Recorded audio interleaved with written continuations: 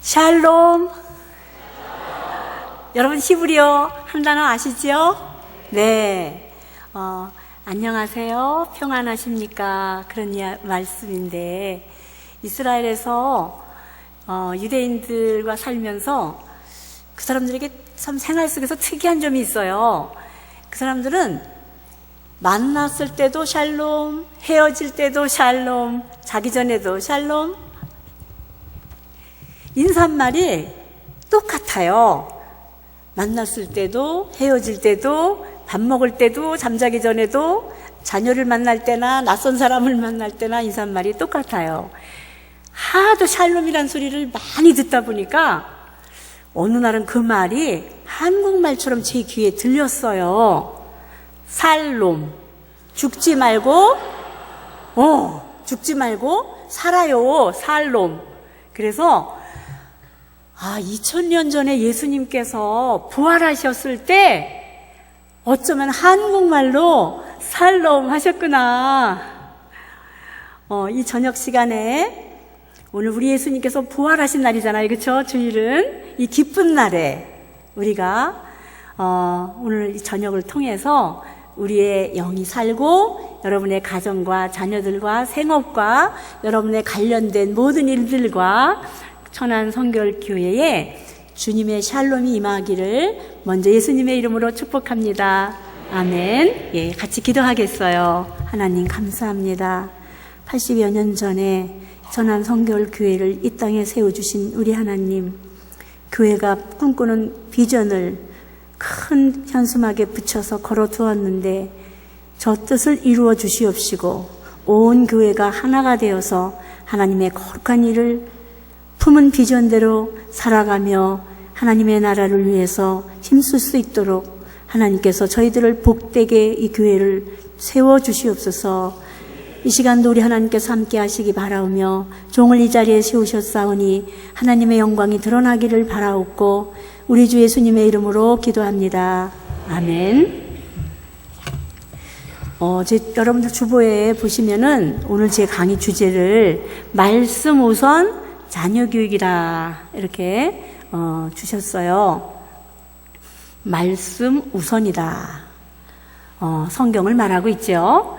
예, 여러분들 다 성경책 교회 오실 때는 가지고 오십니까? 여러분의 성경을 가지고 오십니까?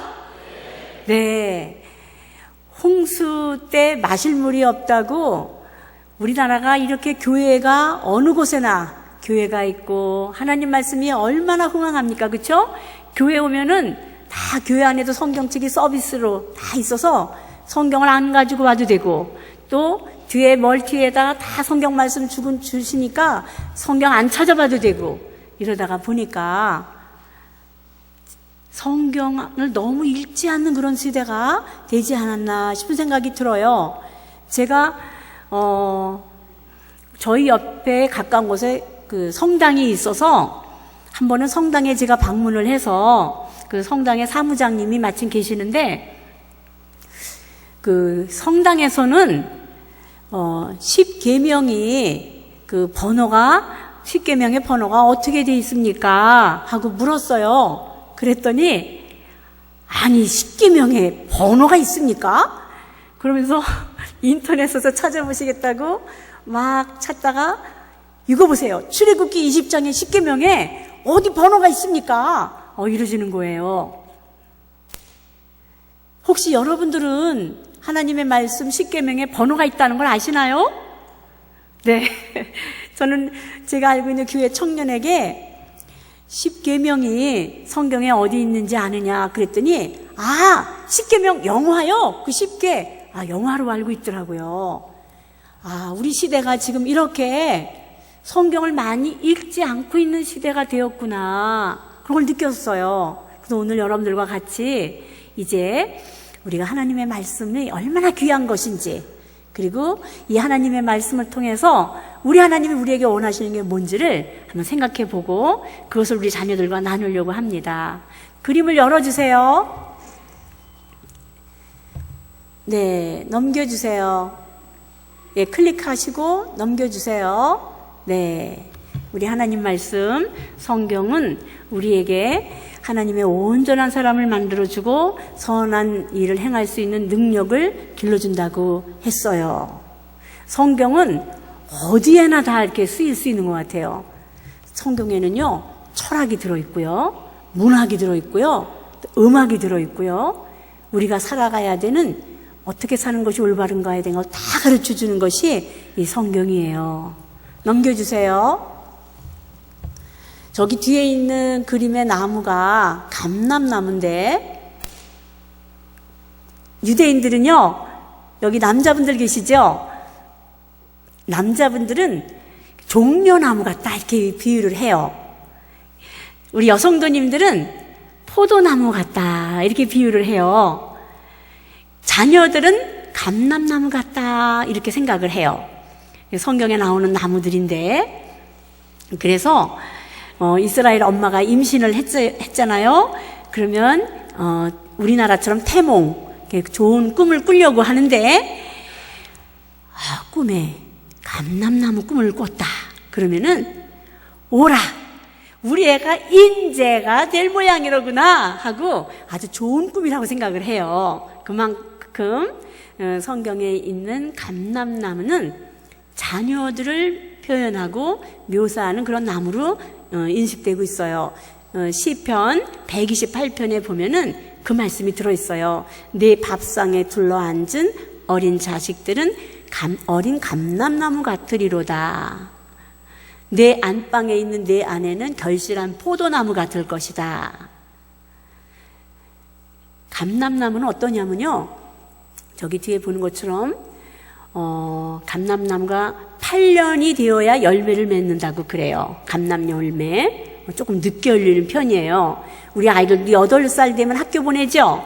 유대인들은 8일 되면 할례를 해줘요. 그런데 저 감람나무가 심으면 8년 되어야 열매를 맺는데, 그 올리브 열매에 기름을 꼭 열매를 짜가지고 기름을 만들면 그 기름을 가지고 제사장과 선지자와 그리고 제사장, 선지자, 그리고 왕에게 기름을 부어서 직임을 줄 때 쓴다고 그래요.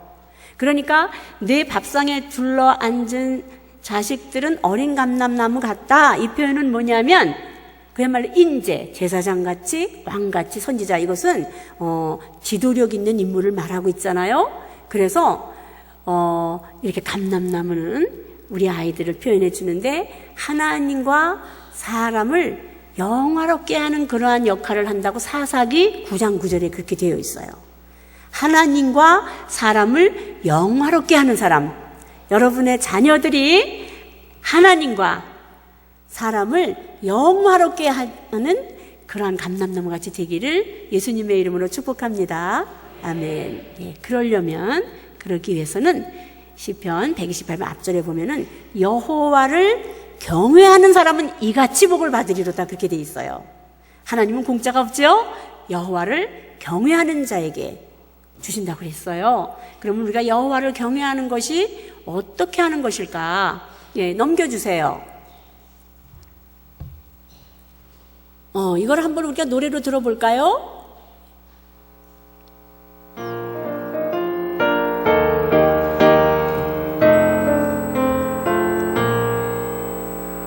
여호와를 경외하는 것이 지식의 근본이거늘. 미련한 자는 지혜와 한계를 멸시하느니라. 잠언 1장 7절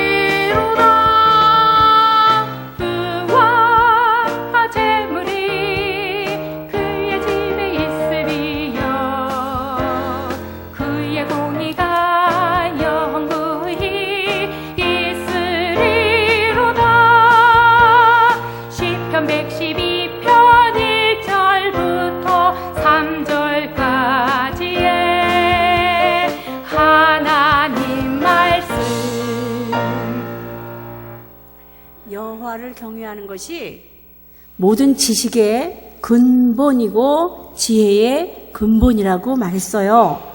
우리 아이들에게 이 세상에 태어났을 때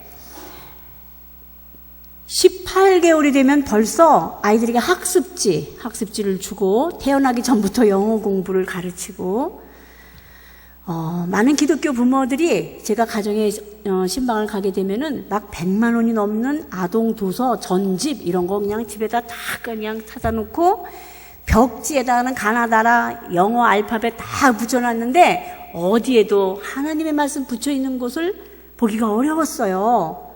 야, 어린애들이 눈 딱 뜨면은 영어 ABC 알파벳 배워야 되고 그냥 벽지에다가 이렇게 도배를 이렇게 해놓은 거야. 전부 영어 애플, 에그 뭐 이렇게 해놓고 가나다라 떼야 되고. 우리 아이들이 교회가 이렇게 많음에도 불구하고 하나님 없는 세계 속에서, 말씀이 없는 세계에서 우리 아이들을 길러내놓고 있구나. 하나님을 경외하는 것이 모든 지식의 근본이고 지혜의 근본이라고 말씀하셨는데, 미련한 자는 명철하지 못한다고 말했잖아요. 그렇죠? 예, 우리가 하나님의 말씀을, 왜 우리가 이 하나님 말씀이 소중하고 중요한 것인가? 이 하나님의 말씀을 통해서 유대인들이 크게 성공한 그러한 그 가장 기본적인 그러한 밑지식이 뭐였느냐면 하나님의 말씀을 존중한 데서 왔다는 것을 제가 여러분들께 보여드리고 싶어요. 넘겨주세요. 미국의 컬럼비아 대학의 해리어트 주커만이라는 분이 그 노벨상, 그 미국에서 받은 노벨상 과학 수상자들 중에서 기독교인들이 얼마나 되나, 물론 미국 사회는 기독교인들이 많으니까 물론 그렇겠지만 노벨 역대 수상자 전체를 보니까 저기 보세요. 퍼센티지를 천주교, 기독교, 유대교 보니까 노벨 수상자들이 한 800명이 지금까지 넘는데 성경을 읽는 이들이 이 수상자 중에서 다 합하니까 97%나 된다는 거예요. 성경을 읽는 사람들 중에서, 성경의 문화인 국가, 나라들에서 많은 여러 분야에서, 모든 분야에서 이렇게 많은 상을 받았다는 거예요. 그런데 유대교인이 왜 저렇게 작은가, 기독교인이 왜 이렇게 많은가, 그러지만 기독교는 전 세계에 있는 기독교인을 다 모은 거고, 유대인 할 때는 그냥 유대민족, 소수의 유대민족만 얘기한 건데, 그거에 비하면 유대인들의 퍼센티지가 엄청 큰 거예요. 유대인들이 한 분야에서만 탁월한 게 아니라, 이 노벨상 수상자에 보면은 각 분야, 경제학 분야에서, 생물학 분야에서, 여러 화학 분야, 각 분야에서 많은 수상자들이 나오는 걸 보고 어떻게 한 가지만 잘하는 게 아니라 이렇게 여러 분야에서 이렇게 탁월할 수 있을까? 하나님의 약속은 오늘도 우리에게도 적용이 되는 말씀이라고 생각해요. 하나님의 말씀을 잘 듣고 그리고 지켜 행하면은 세계 모든 민족 외에 뛰어난 민족이 되게 하겠다고 약속하셨는데, 오늘날 실제적으로 세계의 경제를 이끌고 가고 세계의 판도를 움직이는 나라는 이스라엘이라는 것을 여러분들이 잘 알고 계실 거예요. 넘겨주세요. 네. 여러분, 이제 우리 아이들은 20세기 중반에서 뛸 그러한 주자들이죠. 예, 20세기, 21세기에 이 현대사에서 가장 경쟁력 있는 인간의 특질이 어떤 것일까? 어떤 사람의 유형, 어떤 유형이 21세기를 주도해 나갈 수 있는 그러한 사람이 될 수 있을까? 그것을 우리가 지금부터 준비시켜줘야 되는데, 사람들은 다 그렇게 말해요. 창의성이다. 예, 클릭해 주세요. 예, 창조성, 창의성. 여러분은 왜 그렇게 그냥 휴대폰도 금방 신제품이 나오고, 정신없이 막 세탁기도 새로운 제품 나오고, 그냥 믹서기도 새로운 거 나오고, 새로운 거 자꾸만 새 제품들이 자꾸만 쏟아져 나온지 아세요? 창조적인 사람들 때문에 그런 거예요, 그냥. 자꾸만 새로운 것들을, 다른 거, 새로운 것들을 개발해내니까. 넘겨주세요. 다중지능이라는 것을 연구한 하워드 가드너라고 하는 미국의 교육 박사가 있는데, 이 사람은 20세기의 창조적 위인, 창조성을 가진 사람들을 7명을 이렇게 출연했어요. 각 분야의 사람들 7명. 여기 화면이 잘 보이시나요? 너무 안 보이는구나. 저는 잘 보이는 줄 알고 얘기를 했는데, 저도 저기가 지금 잘 안 보여가지고 제 원고를 이렇게 봤는데, 여러분들 너무 안 보이시는군요.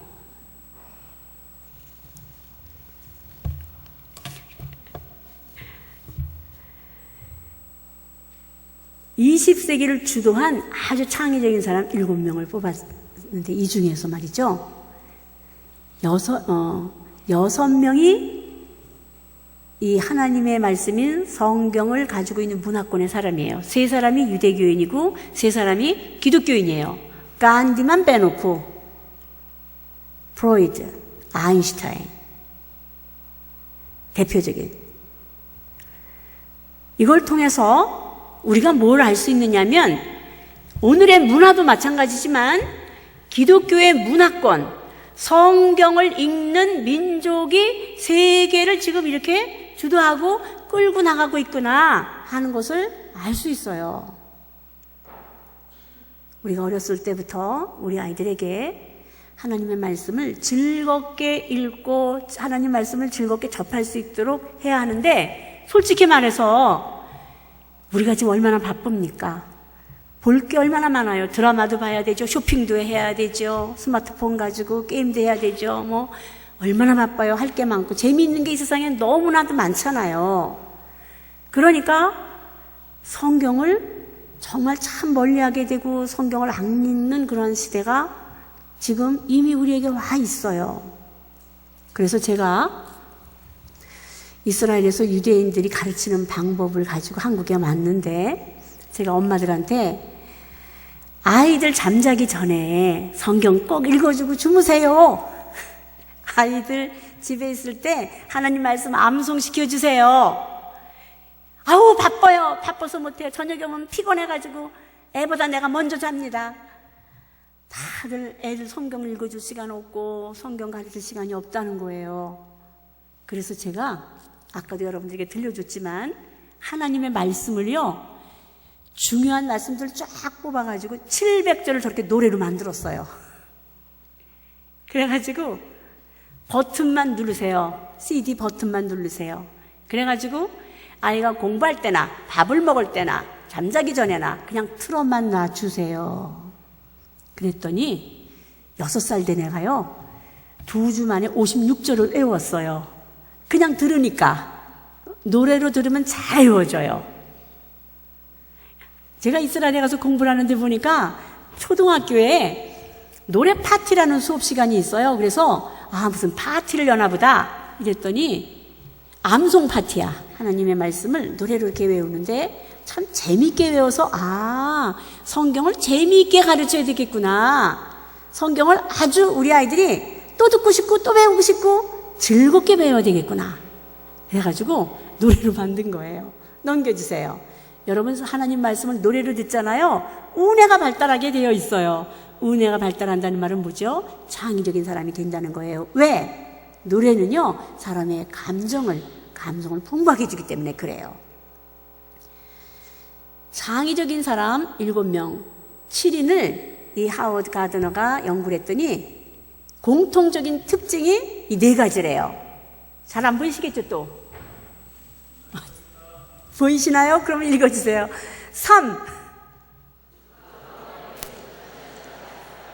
네, 졸지 않고 계시는군요. 네. 연구해 봤더니 가족 가운데 독실한 신자가 있더라는 거예요. 또 1. 바로 이 천안 같은 곳이야, 천안. 예. 아주 작은 도시이면서도 시골도 있고, 네. 젊은 시절에는 큰 도시로 이주해서 교육과 문화를 접하면서 생활을 했다고 해요. 안정된 유복한 집에서 가족의 따뜻한 사랑을 받으면서 성장한 유형들이라는 거예요. 가족 가운데 누구 한 사람이라도 독실한 신자가 있으면 영향을 받게 되어 있어요. 할머니가 늘 성경책 들고 교회를 가시고 기도를 하는 모습을 보면 그 손주가 그것을 보고 기도를 해야 되는 거로구나. 밥 먹기 전에 기도를 해야 되는 거로구나. 성경을 읽어야 되는구나. 그걸 배운단 말이에요. 환경 속에서. 내넘겨주세요. 네. 제가 오늘 중요한 거 여러분들에게 가르쳐 드릴게요. 여러분, 우리 아이들에게 이 성경을 통째로 창세기에서부터 요한계시록까지 싹 훑어라. 매일같이 아이를 독촉을 하고 그러면은 애가 막 진료해요. 근데 성경에서는요, 참 아주 중요하고 중요한 게 있어요. 그걸 아이들한테 절대로 빼먹으면 안 되는. 제가 학교에서 학생들을 가르치면서 공부 잘하는 학생하고 공부 못하는 아이하고 차이를 어떤 차이인지 제가 알아요. 공부를 못하는 학생들은 시험 끝나면 막 와갖고 그래요. 내가 공부한 게 시험에 하나도 안 나왔어요. 그러는 거예요. 그래서 내가 노트를 보니까 정말 빨간 책 칠하고 노란색 칠하고 빡빡 해가면서 공부를 열심히 진짜 했더라고. 근데 자기가 공부한 게 시험에 하나도 안 나왔대. 그래서 뭘 공부를 했나 보니까 쓸데없는 거, 중요하지도 않은 거, 어떤 3000% 이상한 썰을 자기가 막 풀어내서 쓴 거예요. 공부 잘하는 학생은 핵심을 잘 추려내. 중요한 게 뭔지를 안다는 얘기예요. 그래서 교수가 가르친 것 중에서 뭐가 중요한지를 정리를 잘 해가지고 짜임새 있게 글을 딱 정리해서 쓴단 말이에요. 딱 눈에 보면 중요한 게 딱 보이게. 공부 못하는 사람은 그냥 10장 막 페이퍼도 그냥 얼마나 많이 쓰는지 몰라. 읽기도 힘들게. 근데 보면 하나도 읽을 만한 거리가 없는 걸 그렇게 쓴다고. 공부를 열심히 했지만 뭐가 중요한지를 모르더라고요. 그것처럼 우리가 하나님 말씀 다 물론 중요해요. 이 하나님의 말씀은 보석을 그냥 하나님이 확 뿌려놓은 것처럼 하나님의 말씀을 읽어보면은 정말 귀하고 귀한 것들이 정말 많이 여기저기 숨겨져 있어요.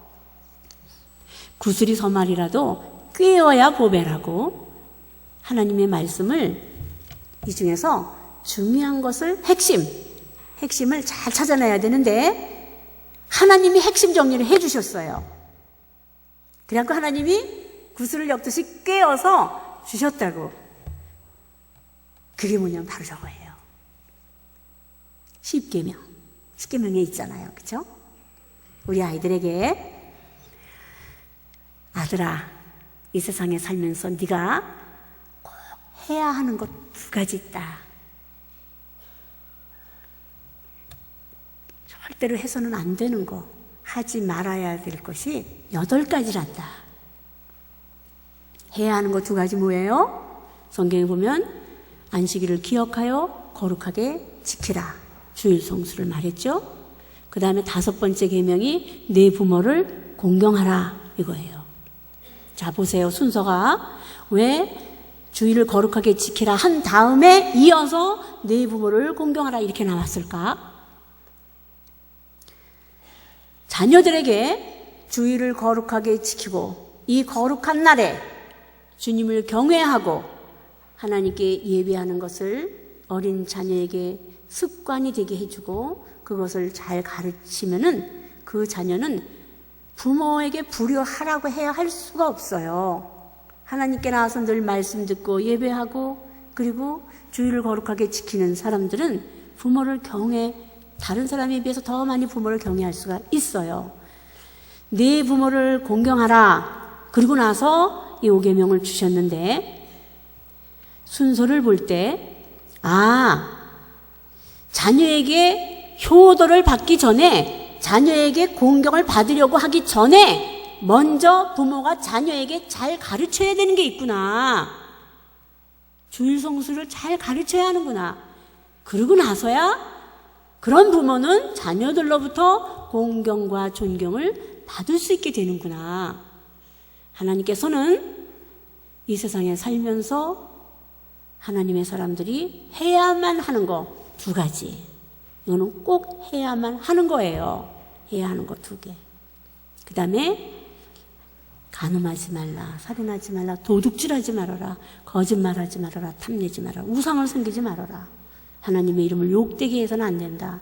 다른 신들을 섬기지 말아라. 이 8가지는 하나님이 금하신 거예요.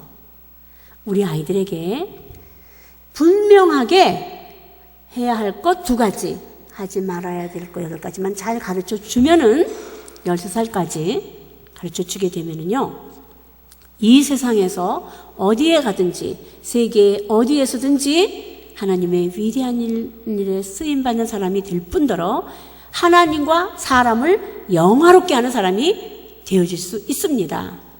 여러분, 우리 시대가 스펙이 중요하다, 학벌, 인맥 뭐 이런 걸로 다 중요하다고 생각해서 정말 아이들을 공을 들여서 공부를 가르치고 좋은 학교를 보내려고 부모들이 정말 수고하고 노력을 했습니다. 여러분, 뉴스에서도 보시면 알 수 있는 것처럼 아무리 꼭대기까지 올라가 있어도 그 꼭대기에 있는 사람을 끌어내릴 수 있는 유일한 단서는 뭐냐면 도덕성이 아닙니까? 그렇죠? 도덕성이에요. 사회도 지금 세상도 도덕성의 가치를 중요한 가치라고 생각을 하면서 그 가치는 어디에 다 들어요? 십계명에 들어있는 거예요. 하나님과 사람을 영화롭게 하는 그것이 바로 어디에 있냐면 십계명에 들어있다고요. 1, 2, 3, 4계명은 하나님을 사랑하라는 것이고 5, 6, 7, 8, 90계명은 이웃을 사랑하라, 경외하라는 거예요. 이것만 가르쳐주면 돼요. 13살까지.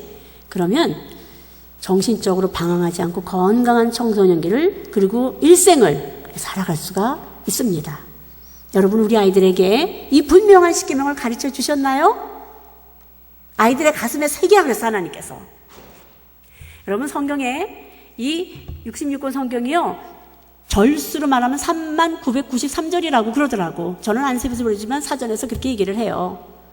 3993절 중에서 십계명은 딱 17절밖에 안 돼. 17절. 이걸 못 외워요? 17절. 전체 성경에서 딱 17절인데 그거는 하나님께서 얼마나 중요하냐면 모세가 옆에 있었어요. 또 불구하고 하나님이 공책을 다듬어서 친히 돌판을 다듬어서 자기 손가락으로 새겨서 써서 주셨다고 그랬어요. 지문이 새겨있는 거, 하나님의 지문, 하나님의 형상이 담겨있는 말씀인 거예요. 하나님께서 쓰기만 한 게 아니라 그 입으로 이 모든 말씀을 말씀하여 이르시되, 그 옛날에 생방송으로 브로드캐스트, 생방송으로 하나님께서 시내산에 강림하셔갖고 하나님께서 그의 목소리로 선포하신 것이 십계명이에요. 내가 말한 것은 영원히 나에게 돌아오지 않고 이룰 것이라 했더니 하나님께서, 하나님의 말씀은 폐하여지지 않는다고 했어요. 영원하다는 거예요. 그래서 이 십계명은 사람들의 마음에 들어가서 양심의 법이 되었고, 유스티니아스법이라고 로마의 5세기 때 유럽의 법전의 기초가 되었으며, 동양이나 서양이나 모든 사람들의 보편적인 가치가 5, 6, 7, 8, 9, 10 십계명이 아닙니까? 이걸 안 가르치고 잎사귀들을 많이 가르쳐가지고 그냥 하나님을 아는 지식으로 그치면 안 된다는 거예요. 하나님의 말씀을 통해서 지혜를 자라나게 하려면은 하나님의 말씀인 십계명이 분명한 마음에 새겨지는, 마음판에 새겨야 되는 말씀인 거예요. 여러분, 우리 자녀들에게 십계명을 가르치십니까? 집에 십계명을 딱 좀 붙여놔서 가나다라 ABCD 전에 아이들에게 제일 먼저 눈에 띄는 것이 하나님의 말씀인 십계명을 아이들에게 눈으로 보고 그것을 마음으로 가질 수 있도록 여러분들이 하십니까? 부모를 공경하라고 하기 전에 우리 아이들에게 부모가 먼저 가르쳐야 되는 것이 주의를 성수하는 것을 아이들에게 가르친다면 기독교는 영원히 흔들리지 않고 견고해질 것이고, 그리고 그러한 부모는 자녀들로부터 공경을 받을 수 있다는 얘기예요. 하라는 것 2개, 하지 말아야 될 것 8가지. 얼마나 간단합니까? 저는 어떤 사람이 그래요. 아니, 모세가 자기가 이렇게 써가지고 내려와서 여러분 이거 하나님이 써서 주신 겁니다. 그럼 누가 합니까? 뭐 본 사람 있나요? 그렇게 말하는 사람도 있어요. 근데 내가 가만히 생각해 보니까 내 생각에 십계명은 하나님이 직접 자기 손가락으로 새겨 쓴 게 맞을 것 같아. 왜 그러냐면 여러분 모세가 십계명을 받아가지고 이렇게 내려오는데 이스라엘 백성들이 금송아지를 만들어 놓고 막 우상을 섬기고 있었어요. 그래가지고 그거를 보고는 모세가 화가 나가지고 그 두 돌판을 던져서 그냥 깨뜨려 버렸다고 그랬어요. 하나님이 써주신 게 확실하구나. 내가 이 단서를 포착했죠. 여러분, 모세가 만약에 자기가 자기 손가락으로 그냥 아픈 손가락으로 돌판에 하나님 말씀을 그렇게 써서 그걸 40일 동안 해서 썼다면은 그렇게 갖다 들어 던져서 깨뜨리지 못했을 것 같아요. 이게 어떤 건데? 내가 이거 어떻게 쓴 건데? 제가 유치부 어린이들을 가르치는데 유치부 어린애가 그냥 이렇게 종이에다가 뭐 비행기인지 뭔지 이렇게 그림을 이렇게 그렸어요. 뭐 그렇게 뭐 그냥 낙서같이 그냥 그린 그림이라 선생님이 유치부실을 청소하면서 그걸 이렇게 쓰레기통에 버렸다고 그랬는데 그 애가 어디 갔다 왔는지 오더니 자기가 그린 그림이 어디 있는지 막 찾고 있는 거예요. 내 그림 어디 갔냐고. 아유, 우리가 보기에는 별거 아닌데 내가 그린 거기 때문에 내 정성이 들어가 있고 내 수고와 땀이 들어가 있는 거는요 그렇게 쉽게 갖다가 던져 깨지 못해요. 모세는 하나님이 그냥 선물로 주니까 공짜로 받은 거니까 귀한 줄 모르고 그냥 던져서 깨버렸다고. 만약에 자기가 십계명을 썼다면 이거 잘못하면 잘못 따르면 깨질 수 있겠구나 이것도 알았을 거 아니에요? 그런데 아마 하나님이 주니까 안 깨지는 줄 알았나 봐. 내가 십계명은 하나님께서 얼마나 그 말씀이 귀하면 하나님께서 이렇게 새겨서 써서 우리에게 주셨을까. 아까도 말했지만 딱 17절밖에 안 돼요. 그것만큼은 아이들의 마음판에 새겨줘야 돼. 이제는 돌비에 새긴 것이 아니요 너희의 육비에 새기는 것이라 그랬잖아요. 마음판에 마음으로 가져야 돼. 이 가운데 십계명 17절 못 외우시는 분들은요 내가 일일이 뭐 조사할 수는 없으니까 이 66권 말씀 중에서 그건 엑기스 중에 엑기스의 핵심, 하나님을 어떻게 경외해야 되고 이웃을 어떻게 사랑해야 되는지 그거는 꼭 마음판에 우리 아이들의 마음속에 새겨 넣어 주어야 합니다.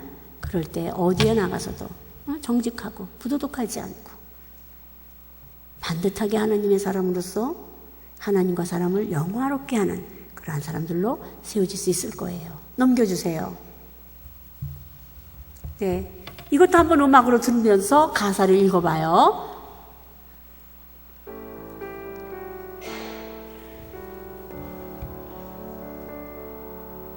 내 아들아, 내 아비의 훈계를 들으며 내 어미의 범을 떠나지 말라.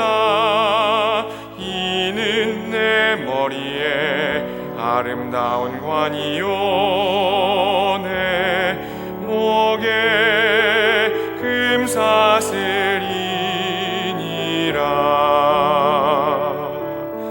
잠언 1장 8절과 9절 말씀. 내 아들아, 악한 자가 너를 꿰일지라도 따르지 말라. 잠언 1장 10절. 이 잠언 말씀에 아비의 훈계, 어미의 법이 뭘까? 솔로몬의 잠언인데 솔로몬 시대 때는 역대하 5장 10절에 보면 예루살렘 성전을 짓고 낙성식을 할 때 언약궤를 이제 지성소에다가 놓는데 보니까 아론의 쌍난 지팡이도 없어졌고 만낭아리도 없어졌고 십계명 2 돌판만 남아있더라. 그런 말씀이 있어요. 그러니까 솔로몬 시대 때의 교본, 자녀들을 가르치는 교본은 십계명뿐이었다는 것을 짐작할 수가 있어요. 아비의 훈계, 어미의 법을 유대인들은 십계명으로 인식을 하고 있어요. 이것을 하나님께서 자녀들에게 가르쳐서 악한 길에서 악한 자가 끌지라도 따르지 않게 해라 주셨는데, 이 십계명은요 우리 아이들의 머리에 면류관을 씌워주는 것 같고 목에 금사슬을 주는 것 같아요. 면류관은 하나님 사랑 계명, 금사슬은 이웃사랑 계명. 넘겨주세요. 네, 넘겨주세요. 이거는 자장가예요. 예수께서 가사도 주세요. 내 마음을 다하고 목숨을 다하고 자장가로 조금 느리죠? 뜻을 다하여 주 너의 하나님을 사랑하라 하셨으니 이것이 크고 첫째 되는 계명이요 둘째도 그와 같으니. 네, 여기까지만 듣고 제가 설명을 할게요. 네. 여러분 쉐마라고 아시죠? 유대인들은요 아이가 잠자기 전에 신명기 6장 4절부터 9절에 있는 쉐마를 꼭 노래로 들려주더라고요. 쉐마는 유대인들의 신앙 고백이에요. 그런데 거기에는 하나님을 사랑하라는 것만 있어요. 예수님께서 신약에 예수님께서는 첫째는 하나님을 사랑하고 둘째는 내 이웃을 내 자식처럼 사랑해라. 이것이 율법의 선제 강령이다 하고 가르쳐 주셨어요. 이건 뭐냐면 예수님의 쉐마예요. 기독교인의 쉐마라 이 말이에요. 첫째는 하나님을 사랑하고 둘째는 이웃을 사랑해야 한다. 이것이 합쳐서 세계명이 된 것이고 이것이 십계명 안에 들어있는 거예요. 그래서 내가 이거를 자장가를 만들어 갖고 엄마들한테 잠자기 전에 이것만 항상 틀어주세요. 그럼 아이가 이 음악이 나오면 잠잘 시간이 되었구나. 타임을 알고 아이가 잠을 잘 수 있도록. 예, 이건 잔잔해요. 음악도 잔잔하고. 예, 넘겨주세요. 예수님의 시험아. 네. 그리고 외울 수 있도록. 노래를 몇 번 들으면 저절로 애들은 다 외워요. 애들은 쑥쑥 그냥 들어가요. 외우려고 의식하지 않아도 들어가요. 넘겨주세요. 네. 여러분 이 말씀 아시죠? 이삭은 에서가 사냥한 고기를 좋아함으로 그를 사랑하고 리브가는 야곱을 사랑하였더라. 내가 교인들을 엄마들을 잘 관찰을 해보니까 교회 안에나 교회 밖에나 에서 스타일 너무 많은 에서를 길러내고 있어요. 교회 안에나 교회 밖에나 너무 많은 에서들을. 우리 아이 외모 훌륭해야 되고 공부 잘하고 똑똑하고 재능 있고 이게 최고인 거야. 그래서 나는 깜짝 놀란 것이 우리나라는요, 내가 이스라엘 갔다 와서 어머 우리나라 이렇게 되었나 놀란 게 뭐냐면 공부만 잘하면 다 용서받더라고. 공부만 잘하면 부모가 뭐든 다 용서해 주더라고요. 공부만 잘하면 다 용서받을 수 있는 거야. 에서에 에서. 여기 성경에 보면. 근데 이삭은 에서를 왜 좋아했는지 이유가 있어요. 에서가 사냥한 고기를 가지고 오기 때문에 이삭이 좋아했다고 그랬어요. 뭐뭐뭐뭐 해서 좋아하고. 근데 리브가는 조건이 없네. 그죠? 리브가는 뭐뭐뭐뭐 해서 야곱을 사랑하였더라. 이렇게 돼야 되는데 리브가는 야곱을 사랑하였더라. 이게 아버지의 사랑과 엄마의 사랑이 다른 거예요. 들으셨는지 모르겠지만 영국의 과학자들이 원숭이를 가지고 이런 실험을 했었답니다.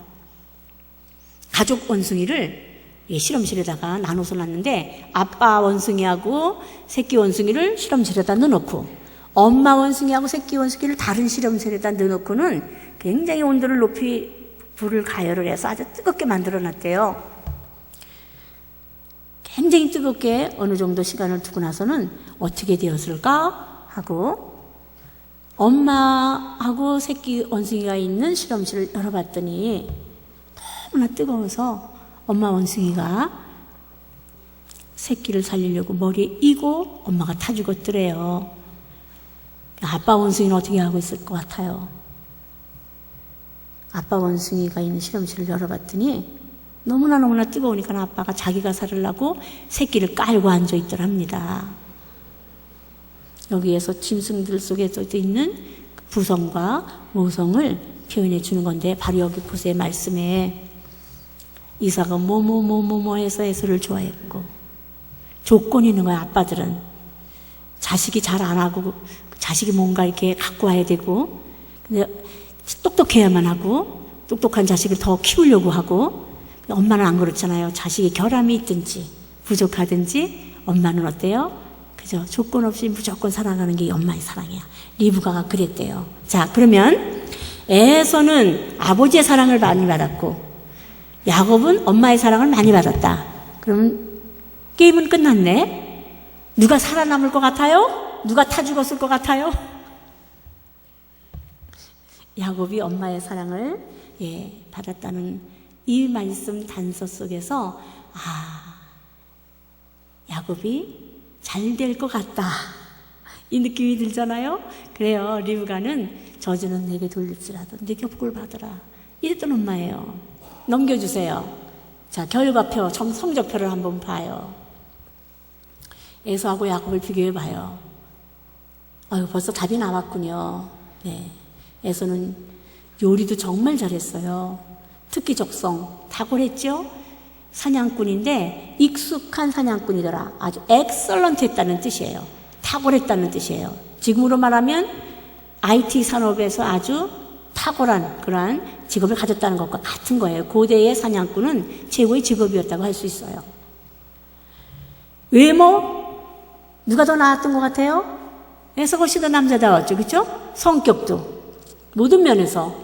그런데 성경에 보면 에서는 한 번도 여호와 하나님을 불렀더라 찾았더라는 기록이 한 번도 나오질 않아요. 야곱은 모든 면에서 에서에게 뒤떨어져 있었지만 야곱에게 있는 한 가지가 있는데 뭐냐면 여호와 하나님을 경외하는 그 중심을 갖고 있었어요. 그래서 야곱은 나중에 자기 애기들을 낳아갖고 이제 고향으로 돌아올 때 에서가 야곱을 보더니 조금 안심을 했어요. 너무 잘 돼서 오면은 자기가 야곱을 가만두지 않으려고 했는데 보니까 그냥 다리는 절룩절룩거리고 얼굴은 새까맣고 그냥 지친 얼굴에 꼭 무슨 유치원 원장, 고아원 원장인지 유아원 원장인지 어린 조그만 애들 12명을 달고 들어오니까 이것들은 뭐니? 이랬어요. 에서가. 그럴 때 야곱이 하나님께서 종에게 은혜로 주신 자식이니다 이렇게 말을 해요. 야곱의 마음 중심 속에는 하나님을 경외하는 그 한 가지 가지고 있었던 사람이에요. 그것을 하나님께서 작다 보지 않으시고 야곱을 큰 사람으로 만들어 주셨어요. 에서는 사람들은 눈에 보기에 큰 사람 같았지만 하나님 눈에는 작은 사람이었어요. 여러분, 나는 여러분들에게 여러분의 자녀들을 야곱같이 기르세요 그렇게 말하고 싶진 않아요. 너무 야곱은 고생을 많이 한 사람이라서 제3의 인간형 에서처럼 좋은 자질을 하나님의 영광을 위해서 하나님을 경외하는 그 중심을 흔들리지 않게 심어준다면 정말 에서와 야곱 사이에서의 좋은 점을 가진 그런 자녀들을 만들 수 있지 않을까. 여호와를 경외하는 것이 지식의 근본이다. 여러분, 우리 아이들에게 아까도 말했지만 성경을 가르치세요. 내가 이렇게 막연한 말을 하면 여러분들이 그럼 어쩌란 말이냐 그럴 거 아니에요. 십계명 얼마나 간단해요. 그거 하나 가슴에다 넣어주려는데 그거 어렵지 않잖아요. 그렇죠? 넘겨주세요. 이렇게 되었어요. 에서는 착한 아이로 남았어요. 에서는 참 착한 아이였어요. 아버지를 곡할 때가 되었을 때 슬퍼하실까 봐 야곱을 죽이지 못할 만큼 효성이 착한 아들이었잖아요. 성품이 좋았어요. 여러분, 불의한 사람은 착한 사람 되어야 합니다. 착한 사람은요, 거룩한 사람이 되어야 해요. 우리 자녀들이 거룩한 사람이 되기 위해서는 하나님을 경외하는 법도가 십계명 안에 들어있다고 했잖아요. 그 말씀 우선 자녀 교육 중에서 말씀의 우선인 것은 십계명을 아이들에게 꼭 넣어주세요. 노래로 넣어주면 더 좋죠. 그렇죠? 노래도 만들었으니까 제가 넘겨주세요. 자, 이건 중요한 오늘 말씀 아까 우리 권사님 나와서 읽어주셨죠? 이것도 한번 말씀 노래로 듣고 나서 제가 설명드릴게요. 이스라엘 다 들으라. 우리 하나님 여호와는 오직 유일한 여호와이시니 너는 마음을 다하고 뜻을 다하고 힘을 다하여 내 하나님 여호와를 사랑하라. 오늘 내가 내게 명하는 이 말씀을 너는 마음에 새기고 내 자녀에게 부지런히 가르치며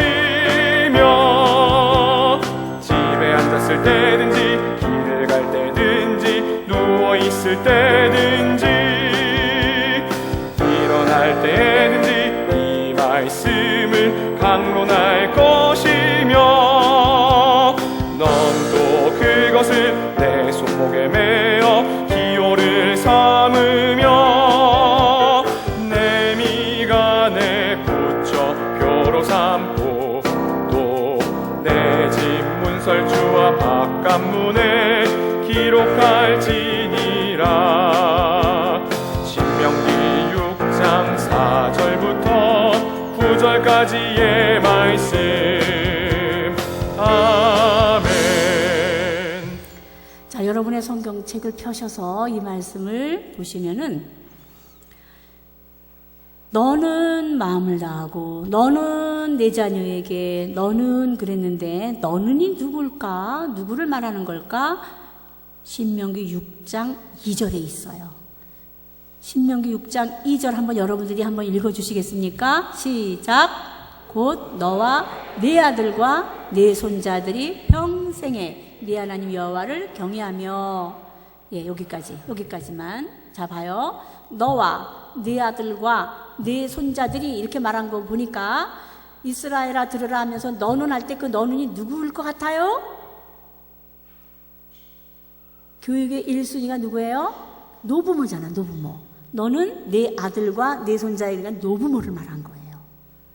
노부모들이 자기 손자들을 십계명을 꼭 가르치라는 명령인 거예요, 이거는. 여러분, 노인대학이 있지요, 교회에도. 노부모님들 모이시면 아마 기도회도 하시고, 그 여러분들이 그 손주들을 가르치는 거는 사명이에요. 여기 보니까 내 날을 장구하게 하기 위한 것이라. 십계명을 아들과 손자에게 반드시 가르치게 되면 너의 나를 장구하게 해주겠다고 하나님께서 이렇게 말씀하신 거예요. 왜 그러냐면 젊은 부모들은 너무 바빠요. 먹고 사느라고 바쁘고 너무 바빠서 아이를 신앙교육을 가르칠 시간이 없어요. 그런데 하나님께서 노부모님들에게는 시간을 주셨어요. 왜 시간을 주셨어요? 손주들을 앉혀놓고 십계명 가르치라고. 하나님 말씀 가르치라고.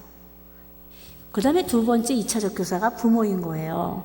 여기에는 노부모님들, 그 다음에 부모를 말하고 있어요. 여기 보니까 이 말씀을 너는 마음에 새기고, 거기 줄치세요. 이 말씀을 너는 마음에 새기고. 이 말씀이 또 뭘까? 이 말씀. 내가 오늘 강의한 거에 들어있는 거예요. 이 말씀. 신명기 5장에 보면은요, 십계명이 쫙 나와. 그런 다음에 6장 넘어와서 내가 너에게 명한 명령과 계명법도 이것을 가르쳐라. 이렇게 나오고 있어요. 이 말씀이 뭐냐면 유대인들은 이 말씀이 모세오경과 십계명을 말한다. 이렇게 얘기를 해요. 신학자들은 이 말씀을 십계명이라고 이해를 하고 있습니다. 우리 성경은 이 말씀을 이렇게 단수로 되어 있지만 히브리어 성경과 모든 영어 역본들은 이 말씀들 이렇게 복수로 되어 있어요. 성경에서 이 말씀들 복수로 된 것은 십계명이다. 유대인들의 주석에는 그렇게 나와 있어요. 이 말씀을 먼저 네가 마음에 새기고 네 자녀에게 부지런히 가르쳐라. 명령이에요. 이렇게 하나님께서 주신 거예요. 그런데 봐요. 이거를 얼마나 부지런히 가르치라고 말하냐면 집에 앉았을 때든지 길을 갈 때든지 누워있을 때 일어날 때 이 말씀을 가르쳐라. 여러분 이게 쉬워요? 집에 앉았으면 가르치고 길을 갈 때 가르치고 누웠을 때 일어날 때 가르치기가 쉽지 않잖아요. 그렇죠? 이거 어려운 거예요. 우리 하나님이 사람이 하기도 어려운 거를 하라고 명령하고 안 하면 너에게 복을 안 주겠다 그런 하나님은 아니셔요. 성경에 골든 타임 존, 시간대, 황금 시간대가 있다는 거예요. 교육하기에. 여러분 임신했을 때는요, 엄마가 앉으면 엄마 뱃속에 아기도 안고, 엄마가 걸어가면 아기도 걸어가고, 엄마가 잠자면 아기도 자고, 엄마 뱃속에 있을 때가 골든 타임 존이에요. 하나님 말씀을 가르치기에 가장 좋은 황금 시간대라는 얘기예요. 엄마 뱃속에 있을 때, 그 다음에 태어나서 유아기 때, 그 다음에 여러분 초등학교 들어가게 되면요, 그때부터 벌써 부모 말 안 들어요. 자기 할 거 많기 때문에. 아까도 말했잖아요. 8살이 되면 학교에 들어가는 것처럼 감람나무 열매는 8년이 되어야 열매가 맺는다는 거 말한 것처럼 우리 아이들에게 학교 들어가기 전까지는 하나님의 말씀을 데리고 다니면서 가르치고, 잠잘 때 가르치고, 자장가로 들려주고, 아이들에게 말씀을 들려줄 수 있다는 거예요. 어릴 때. 여러분 교육의 황금 시간대, 이때를 놓쳐서는 안 되는 거예요. 물론 모든 발달에 따라 모든 시기가 다 중요하지만 중요한 타임을 놓치면 안 된다는 거예요. 여기 보니까 이제 손주들을 두실 어머니들이 많이 계시네요. 며느리 딸에게 반드시 가르쳐 주시고, 여러분들이 꼭 손주들한테 하나님 말씀 딱 17절을 마음에 넣어주세요. 말씀 중에 우선 가르쳐야 될 것이 바로 이 본문이에요. 넘겨주세요. 제가 이제 정리할게요. 네. 유대인들의 가정에 가니까 어린애들도 참 어려운 책들을 많이 눈에 이렇게 친숙하게 익히게, 집에 아버지 서재가 이렇게 숨겨져 있지 않고 이렇게 늘 아이들하고 같이 책을 접촉할 수 있도록 환경이 그렇게 되어 있더라고요. 저쪽에 어른들 같죠? 고등학교에 등치가 얼마나 좋은지. 하늘 색깔 티 입은 애는 이제 초등학교 아이예요. 어린애들인데, 여러분 성경이 애들한테 얼마나 어려운 책같이 느껴지나요? 그렇죠? 어려운 책같이. 창조과학회 한 교수님이 저에게 이렇게 얘기를 하더라고. 창조론을 연구하려니까 히브리어를 모르면 안 되겠더래요. 그래갖고 9개월 동안 독학으로 히브리어를 자기가 공부해서 띄고는 유대인들이 성경을 가르치는 방법에 대한 것을 조금 이해를 했대요. 그래서 자기 아이에게 적용을 했다고 그래요. 목동에 사는데 자기 아이 초등학교 2학년 아이를, 야, 너 학원 다 끊어라. 영어부터 가지 말고 수학학원이고 뭐고 다 끊고 태권도만 해라. 태권도만 하고, 한 가지, 다른 거 다 안 해도 학교 갔다 오면 네 자유시간이다. 그 대신에 하루에 성경을 3장 꼭 읽고 공휴일에는 5장을 읽기로 하자. 그런데 네가 읽었는지 안 읽었는지를 아빠가 확인해야 되니까 네가 성경을 낮이든지 저녁이든지 아무 때든지 성경을 읽을 타임이 되면은 아빠한테 휴대폰으로 아빠 출발 이렇게만 쳐다오. 그러면 네가 성경을 읽는구나. 그리고 아빠한테 기도해 줄게. 약속을 했어요. 초등학교 어린 2학년 애를 데리고. 얘가 이제 4학년이 되었어요. 걔는 한 거 하나도 없어. 학교 갔다 오면 그냥 성경 하루 3장만 읽고 자기 마음대로 할 수 있는 거예요. 4학년이 됐는데 목동의 주변의 엄마들이, 아니 그 교수님네 애는 개인 교습을 집에다 아마 불러다가 1:1로 공부를 시키나 봐요. 쟤는 학원도 하나도 안 다니고 그러는데 이번에도 수학 경시에서 1등하고 영어대회 나가서도 1등하고, 도대체 어떤 선생님을 집에다 모셔다 가르치는지 궁금하다고 찾아왔다는 거예요. 우리 아이는 집에서 개인 레슨도 안 해줍니다. 근데 어디 공부를 잘하는 거예요. 그래서 저도 모르니까 얘한테 물어보세요. 그랬더니 그 아이가, 아빠, 이 성경이 얼마나 빽빽합니까? 작은 글씨에. 이걸 2학년 때부터 아빠가 이러니까 3장씩을 읽는데 무슨 재미가 있었겠어요. 이거를 3장씩을 읽다가 학교 교과서를 딱 피면은 14폰트에 그림이 널널하고 글씨는 얼마 없고, 아빠 학교 공부 글씨 학교 책이 너무나 쉬워요. 그런 거야. 그냥 넘어가는 거야. 그냥 이 어려운 책을 읽다가 학교 교과서를 보니까 너무 쉬운 거래. 너무 쉬운 거래. 여기 어려운 말 많잖아요. 그걸 저한테 얘기를 해주시더라고, 그 교수님께서. 여러분, 어린아이들에게 아우 성경은 어려운 책, 애들이 아우 성경을 멀리, 어렸을 때 성경책의 감각이 상실이 되면은요 성경책 읽기 싫어하게 돼요. 자꾸 성경은 내 손으로 이렇게 만져줘야 돼. 여러분, 그래서 내 성경으로 유해에서도 금방 찾아지고 아모스가 찾아지는데 교회 와가지고 저 교회 성경책 뺐더니 왜 유해에서가 빨리 안 찾아져요? 내 성경에 감각이 있기 때문에 그런 거예요. 우리 어린아이들에게 어려서부터 성경책에 대한 감각을 상실하게 되면은요 미래는 없는 거예요. 아이들에게 어려서부터. 저렇게 유대인들은 어렵고 딱딱한 책들, 어려서부터 저런 책을 접함으로 해서 책에 대한 스트레스가 없는 거예요. 우리가 벌써 여러분 막 영어가 막 깨알같이 있고 뭐 어려운 뭐 원서 같은 거 있으면 벌써 여러분 부담되잖아. 그쵸? 어휴, 부담스러워지잖아요. 그런 것이 일단 마음에서 거쳐져야 책은 가까이 할 수 있고 친근해질 수 있고 공부를 잘할 수 있는 하나의 방법이에요. 그러니까 여러분의 집에 들어가시면 항상 성경책은 아이 눈앞에 이따만한 성경을 딱 눈에 볼 수 있도록 항상 꽂아 놓으시라고. 현관에 들어가자마자 텔레비전 이만한 것만 그냥 대형 화면만 맨날 보게 하지 마시고, 하나님의 말씀이 가정의 중심에 하나님의 말씀이 있어지고 애들 눈에 항상 하나님의 말씀이 보이실 수 있도록 그렇게만 해주는 것도 우리 아이들이 성경을 잃어버리지 않는 그런 마음으로 자라날 수 있어요. 네, 넘겨주세요. 네, 넘겨주세요. 예. 제가 아까도 말씀드린 것처럼 제가 이 방법도 하고 저 방법도 하고 강의를 하면서 어머니들에게 하지만 여러분, 강의의 감동은 하루를 못 가더라고요. 제가 오늘 여러분들에게 이 저녁에 와서 말씀을 나눴지만 아마 내일쯤은 다 까먹을 거예요. 여러분들은 아마 그분이 왔다 가긴 했는데 뭐라고 했어 까먹을 거예요. 그래서 내가 아니 나는 맨날 까먹을 거를 돈 받고 가르치러 다니나.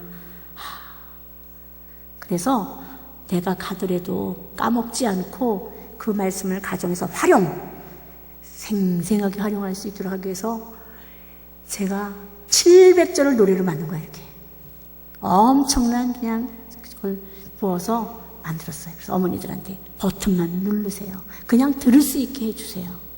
그랬더니요 제가 말씀 암송학교 강의를 나가는데 많은 엄마들이 수고할 필요도 없고 애하고 신경이 할 필요도 없고 그냥 들어놓으면 애가 첫째는 몸이 흔들어져요. 노래를 들으면 흔들어져요. 근육으로 배우는 거예요. 즐거운 거예요. 우뇌가 발달하게 돼 있어요. 여러분, 제가 보니까 가족 예배 때 뭐 할머니가 부르는 찬송 애가 모르고 애가 부르는 찬송 엄마가 모르고 딱딱 단절이 돼 있더라고. 유치부에서 배워서 유년부 올라가면 딴 거 배워요. 노래가 교회 안에서. 초등부 올라가면 또 딴 노래 배워요. 여름 성경학교 때 한판 부르다가 여름 성경 지나면 또 없어져요. 다른 거 중고등부 다른 거 하다가 서로가 기독교인들이 같이 모인 자리에서도 모르라고 서로. 교과서 중심으로 공부를 해야 되는데 우린 참고서만 갖고 공부한 격이에요. 성경과 찬송가는 기독교의 주 교과서예요. 하나님 말씀은요 어린아이나 어른이나 할 것 없이 동일한 거예요. 그래서 내가 말씀을 노래로 만든 거예요. 초등학교 4학년 시흥 감리교회에 4학년 애가 시편 8편 1절부터 9절을 노래로 외웠어. 걔가. 그런데 어느 날 엄마를 따라서 수요 예배 갔는데 목사님이 마침 시편 8편을 강론을 하시는 거예요. 얘가 너무 흥분이 된 거야. 자기가 아는 말씀을 목사님이 하고 계시잖아요. 나한테 막 그러는 거야. 내가 시편 8편을 노래도 다 외웠는데 이 얘기를 하더라고요. 여러분, 세대가 어제나 오늘이나 영원토록 다음 세대나 이전 세대나 동일하게 기독교는 하나님의 말씀이 동일하게 가야 되는데 오늘날 우리의 문제는 뭐냐면 유치부 때 배우는 게 다르고 유년부 때 다르고 초등부 보면 또 다르고 없어져 버린 거 사라져 버리고 그러니까 앉으면 할머니는 아는 노래 할머니가 부르는 애는 모르고 엄마가 하는 노래 애는 모르고 이렇게 돼 있어요. 기독교의 주 교과서인 성경과 하나님의 찬송가의 말씀을 충실하게 해야 돼요. 기본이야, 이거 기본. 넘겨주세요. 여러분, 노래로 배우면요, 배, 발성기관, 모든 기관이 총 되어지는 그러한 그 근육 활동이기 때문에 이렇게 좋은 거예요, 노래는. 예. 하나님께서 이렇게 명령하셨어요. 난 유대인들이 왜 노래를 가르치나 했더니 하나님의 명령이기 때문에 그렇게 하더라고. 잘 안 보이시겠죠? 예, 넘겨요. 그냥 빨리 갑시다. 이거는 모닝콜이에요. 내가 그냥 자장가도 만들고 아침 모닝콜도 만들었어. 이거 한번 들어보세요.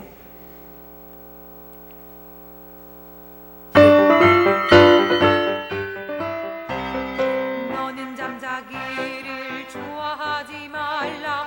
내가 빈궁하게 될까 두려우니라. 내 눈을 뜨라. 그리하면 양식이 족하리라. 너는 잠자기를 좋아하지 말라. 내가 빈궁하게 될까 두려우니라.